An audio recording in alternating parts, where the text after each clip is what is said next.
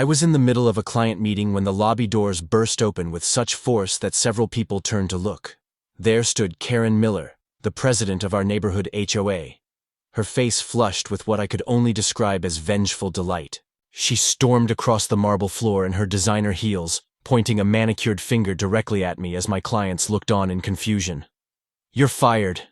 Effective immediately," Karen announced loudly, her voice echoing throughout the lobby. "Pack your things and get out of my building within the hour." I felt my cheeks burn as every eye in the lobby turned toward us. My clients shifted uncomfortably in their seats, but I managed to maintain my composure. Karen stood there with her arms crossed, a smug smile spreading across her face as she relished my public humiliation. But there was something she didn't know, something that made me straighten my shoulders and meet her gaze without flinching. I simply nodded and said, "I think there's been a misunderstanding, Karen." Her eyebrows shot up at my calm response. "The only misunderstanding is that you thought you could stay employed here after your pathetic performance. Now get out before I call security."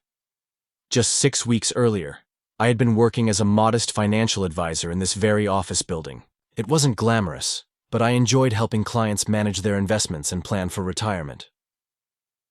Karen, however, made the workplace nearly unbearable. She wasn't just the president of our neighborhood HOA where we both lived. She was also the office manager for our building, a position that gave her 2 platforms from which to exert her love of control. Karen micromanaged everything from the temperature in the break room to which parking spaces employees could use. If you dared to question her authority, you'd find yourself written up for insubordination or suddenly dealing with surprise HOA violation notices at home. I had watched talented colleagues quit rather than deal with her petty tyranny, but my situation had changed dramatically, though no one at work knew it yet. My uncle had passed away 2 months ago, leaving me a substantial inheritance that I had decided to invest in real estate. When I discovered that the very building where I worked was up for sale, it seemed like a perfect opportunity. I formed a holding company to maintain my anonymity and made an offer that was quickly accepted. The closing was scheduled for the following week, but I had kept this information completely confidential, continuing to work as usual while the paperwork was being finalized. Meanwhile, Karen's behavior had grown increasingly erratic. She had begun sending daily emails about workplace etiquette violations and installing security cameras aimed directly at employee workstations. At our monthly HOA meeting, she had pushed through arbitrary new rules about holiday decorations and lawn maintenance schedules, fining residents for infractions as minor as leaving a garbage can out for an extra hour. When my neighbor, Mrs. Peterson, a 70-year-old widow, broke down in tears over a $500 fine for unapproved garden plants, I knew something had to change. Last week, Karen had cornered me in the break room, accusing me of violating office decorum by bringing clients through the front entrance instead of the side door. "This isn't some low-rent operation," she had hissed, jabbing her finger toward my chest. "Maybe if you showed more professionalism, you wouldn't be stuck in that tiny office forever." I had simply nodded and apologized, which only seemed to frustrate her more. What she didn't realize was that I had just signed the final paperwork that morning. The building was officially mine. Now, standing in the lobby with Karen demanding I leave immediately, I could feel the weight of the building deed in my portfolio. I gathered my client's paperwork and calmly stood up. "I apologize for the interruption," I told them quietly. "Perhaps we can reschedule for tomorrow morning." After they left, Karen stepped closer, her voice dropping to a venomous whisper. "I've been waiting to do that for months. You have no ambition, no vision. People like you are just stepping stones for people like me." I nodded, maintaining my professional demeanor. "You might be surprised, Karen." I walked toward the exit, pulled out my phone, and deliberately called my lawyer within earshot. "Hi, James. Yes, everything went through. The building is officially mine as of 9 a.m. this morning. Could you please have the new management notices prepared for tomorrow? Thank you." I glanced back to see Karen frozen in place, her mouth slightly open as the implications of my conversation dawned on her. Without another word, I walked out the door. The next morning, I arrived early with the property management team. We posted notices throughout the building, effective immediately. Smith Properties is the new owner of Oakwood Professional Center. All building management inquiries should be directed to the new property manager, David Williams. At precisely 9 a.m., I watched from the new security monitors as Karen approached the main entrance and swiped her access card. The light remained red and the doors stayed locked. She tried again, then began pounding on the glass doors. The security guard approached, pointing to the new management notice. I could see her face contort with anger as she read it.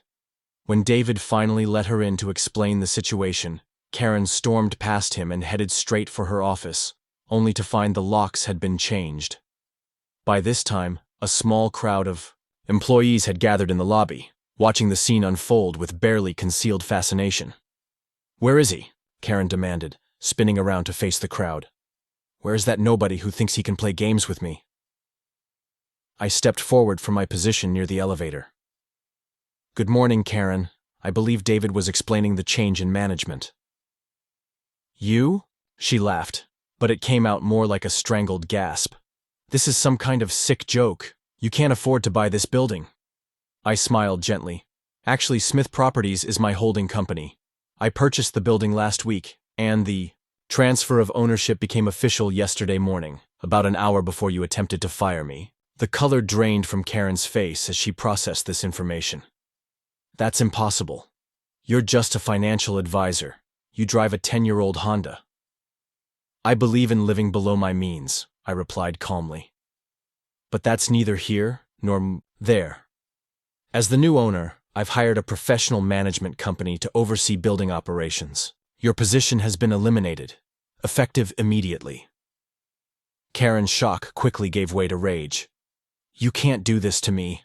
I've managed this building for 7 years. I'll sue you for wrongful termination." "You're welcome to speak with my attorneys," I said, handing her a business card. "But you should know that I have extensive documentation of your management practices, including testimony from employees about workplace harassment and intimidation. Now, I need to ask you to vacate the premises.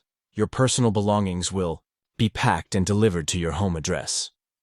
That's when Karen completely lost control. She started screaming obscenities, her face turning an alarming shade of red. She grabbed a potted plant from the reception desk and hurled it across the lobby, narrowly missing an elderly client who had just walked in. Then she turned to the reception computer and shoved it off the desk, sending it crashing to the floor. "This is my building!" she shrieked, knocking over chairs as she moved toward the reception desk. "Mine! You're all fired, every single one of you!" David immediately called security while I tried to calm the situation. "Karen, please stop. You're only making things worse for yourself." She spun toward me, eyes wild with fury. "You think you're so clever, don't you? Well, I'm still the HOA president. I'll make your life a living nightmare. I'll find every violation on your property and fine you until you're bankrupt."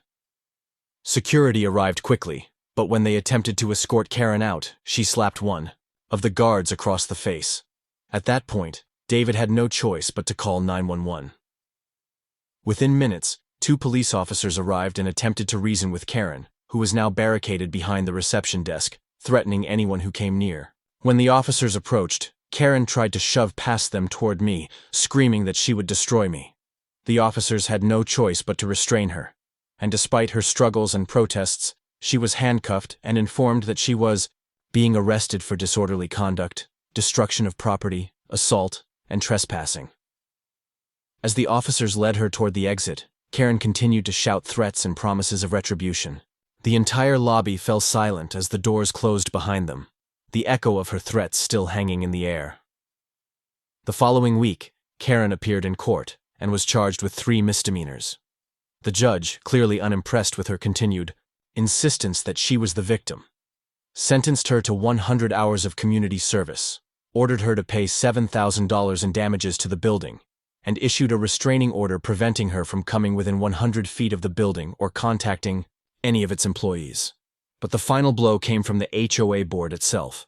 An emergency meeting was called, and with footage of Karen's arrest circulating among residents, the board voted unanimously to remove her as president. When informed of the decision, Karen collapsed into her chair, mouth opening and closing, wordlessly as her last vestige of power was stripped away.